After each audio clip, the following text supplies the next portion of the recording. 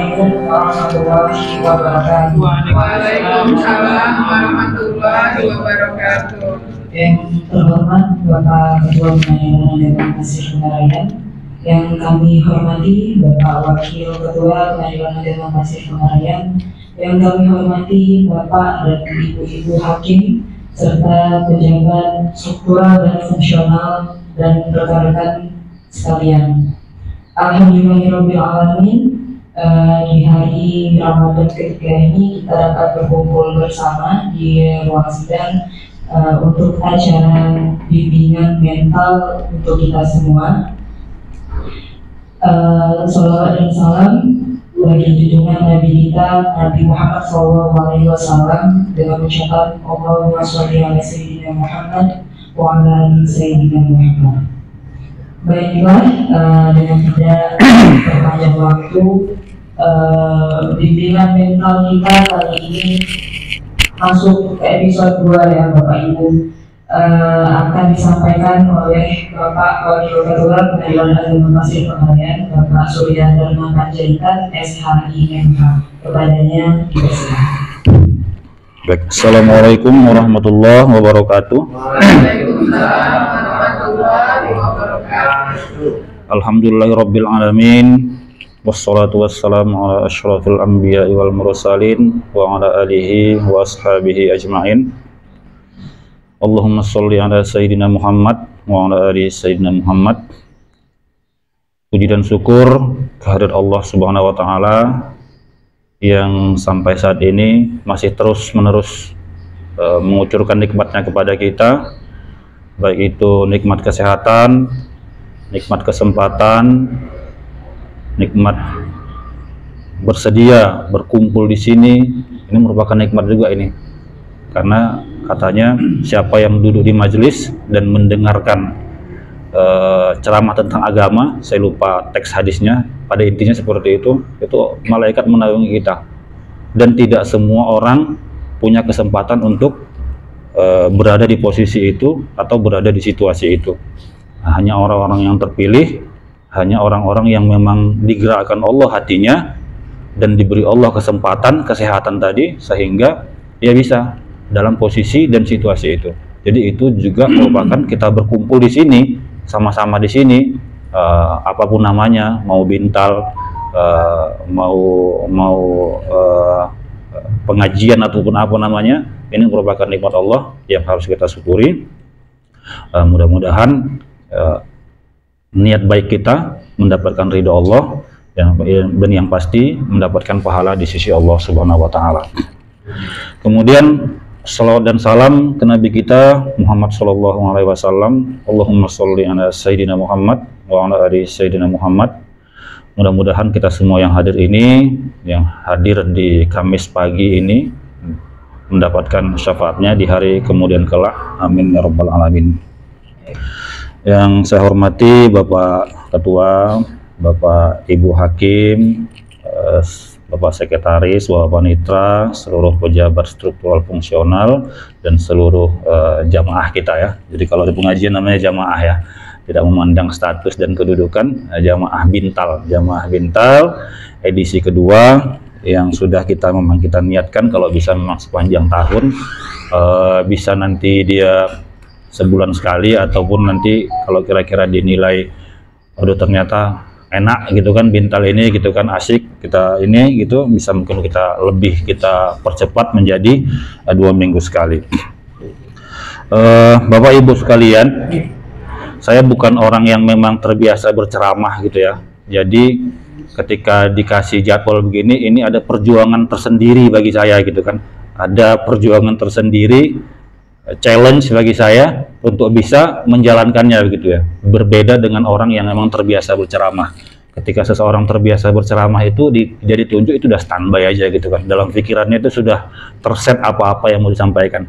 Nah, kalau saya enggak, bukan tipe penceramah gitu kan. Maka ini menjadi tantangan, menjadi perjuangan tersendiri bagi saya. Makanya tetap saya bawa ini kebetulan memang ada, saya suka ketika memang tidak ada pekerjaan yang ini gitu kan, saya baca-baca gitu kan, dan inilah yang ketika Speaking tadi datang, saya langsung bongkar-bongkar perintan saya gitu kan, jadi dapatlah ini gitu kan. Dan kebetulan memang ini juga sudah kami biasakan memang di Satkar sebelumnya kita itu membahas kitab yang 40 hadis itu, Arba'in Nawawiyah, hadis yang 40 itu yang memang kita ganti-ganti karena kan sudah dikasih jadwal dan memang tidak semua punya basic untuk berceramah gitu ya. Ada yang juga basicnya bukan agama, tapi karena memang ini kita niatkan untuk sama-sama belajar, bukan berarti dari penceramahnya aja ilmunya, nggak masalah itu, nggak masalah. Minimal nggak bisa menceramah, nggak bisa berceramah, minimal bisa membacakan. Dan ini yang akan saya contohkan hari ini. Saya membacakan, membacakan kepada ibu bapak. Ya mungkin bapak ibu semua sudah tahu tentang hadis ini gitu kan, tapi namanya ilmu itu ketika sudah kita tahu tapi tidak diulang-ulang itu bisa lupa. Jadi kuncinya kita saling mengingatkan, menyegarkan kembali bagi yang sudah tahu dan menjadi ilmu tambahan bagi yang memang belum tahu. Baik, ini yang akan saya bacakan pada hari ini adalah hadis pertama dari kitab 40 hadis dari Nawawi, Imam Nawawi itu. Bismillahirrahmanirrahim. Diriwayatkan Abu Hafs Umar bin Khattab pernah mendengar Rasulullah Shallallahu Alaihi Wasallam bersabda. Ini langsung terjemahannya. Kalau kita teks hadisnya ada juga, cuman saya belum hafal terlalu ini karena agak panjang dia. Hafalnya cuman masih di awalnya aja. Innamal a'malu binniyat. Nah itu aja, itu hafalnya. Selebihnya agak panjang memang hadisnya. Yang artinya kurang lebih seperti ini. Sesungguhnya setiap amal itu tergantung niatnya. Begitu pula balasan setiap orang tergantung niatnya.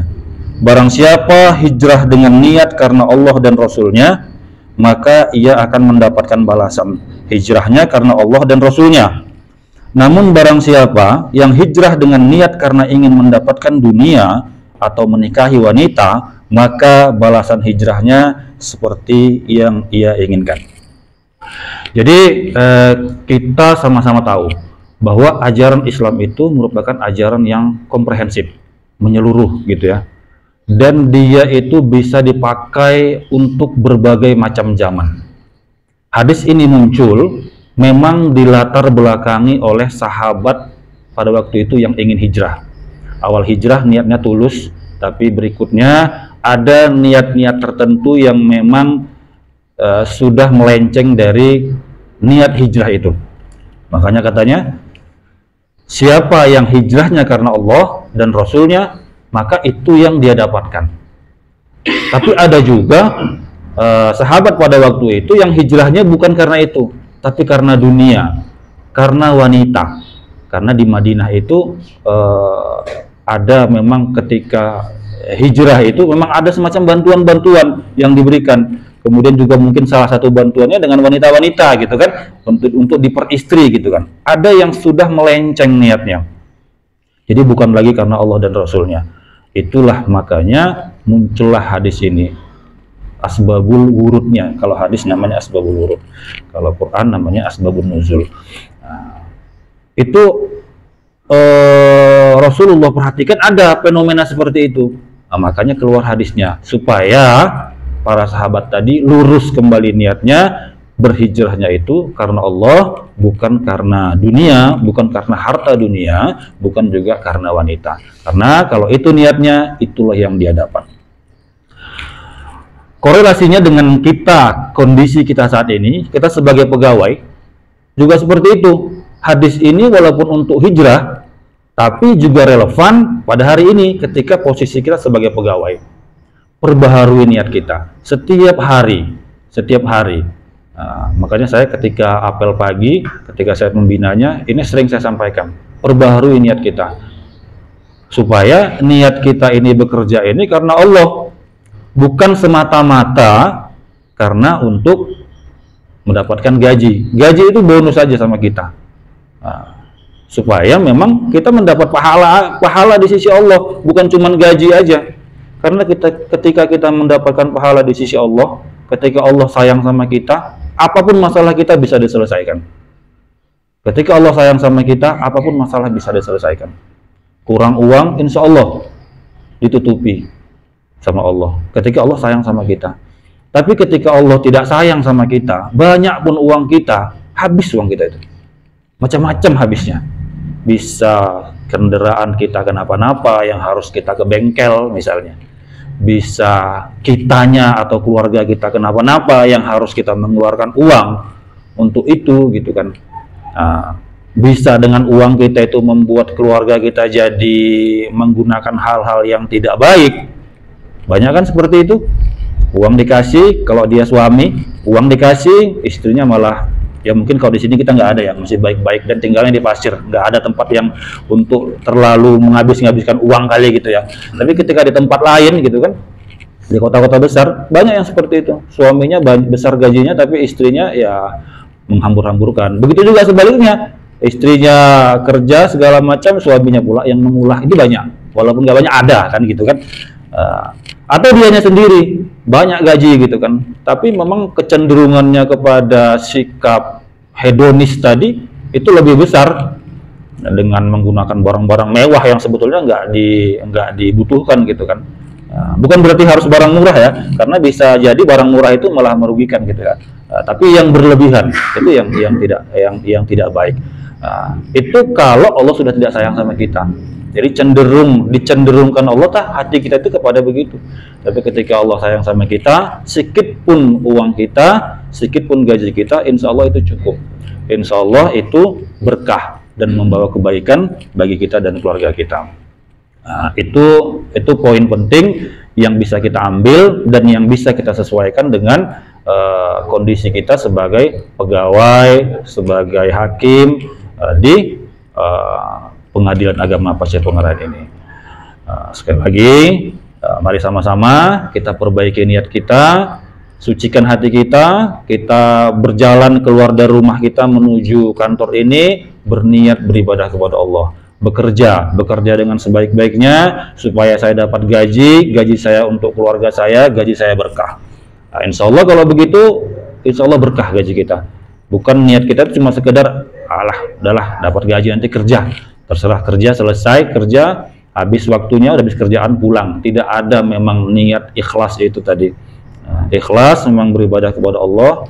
Mudah-mudahan kita semua di sini, termasuk pegawai-pegawai yang penghasilannya berkah, termasuk pegawai-pegawai yang rumah tangganya aman, tentram dan sejahtera. Karena sebetulnya cuma itu yang kita butuhkan di dunia ini. Ketika kita sudah cukup, gitu kan? Cukup ya, bukan kemauan yang berlebih-lebihan ya, karena kalau kita kerja di sini insya Allah semuanya cukup gitu ya, cukup dan kita semua sehat-sehat semua, rumah tangga kita baik-baik saja, aman, tentram dan sejahtera. Itu adalah merupakan tanda-tanda berkahnya gaji yang kita dapat. Saya pikir demikian saling mengingatkannya. Mudah-mudahan sesuatu yang sedikit ini bisa kita resapi, bisa jadi pertimbangan-pertimbangan kita ketika kita melakukan sesuatu, ketika kita bekerja. Dan yang pasti selagi masih kita hidup di dunia ini, tujuan kita tidak lain dan tidak bukan adalah beribadah kepada Allah. Dan tidak aku ciptakan jin dan manusia di dunia ini kecuali tujuannya beribadah kepada Allah. Jadikan setiap kegiatan kita, setiap amal perbuatan kita tujuannya hanya kepada Allah Subhanahu wa taala. Mudah-mudahan kita semua termasuk pada hamba-hamba Allah yang selalu dalam naungan kasih sayang Allah. Demikian, lebih dan kurang mohon maaf. Wassalamualaikum warahmatullahi wabarakatuh. Waalaikumsalam warahmatullahi wabarakatuh. Alhamdulillahirrahmanirrahim. Terima kasih kepada Bapak Wakil Ketua atas bimbingan dan motivasi untuk kita semua di sini. Semoga apa yang disampaikan kepada kita dapat menjadi amal jariah kita di akhirat kelak. Amin. Akhir kata saya pembawa acara mohon maaf apabila ada kata yang salah.